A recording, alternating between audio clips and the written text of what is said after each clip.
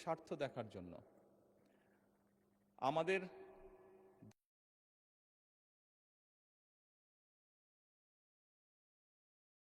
বাংলাদেশ প্রথম।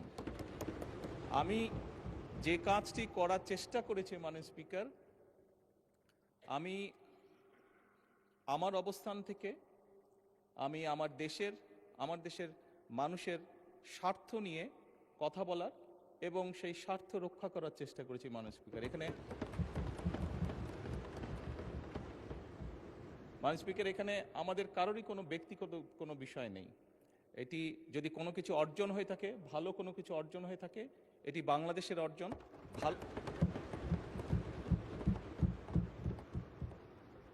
এই সফরের মাধ্যমে যদি দেশের মানুষের কোনো অর্জন হয়ে থাকে, সেটি এই দেশের মানুষের অর্জন মাননীয় স্পিকার।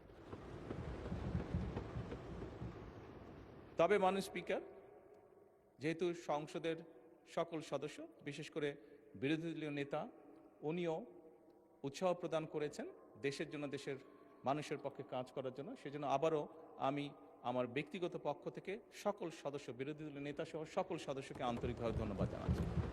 ধন্যবাদ। ধন্যবাদ মাননীয় সংসদ নেতা। মাননীয় সদস্যবৃন্দ, সংসদের বৈঠক বিকাল 3 ঘটিকা পর্যন্ত মুলতবি করা হলো। আপনাদের সবাইকে ধন্যবাদ।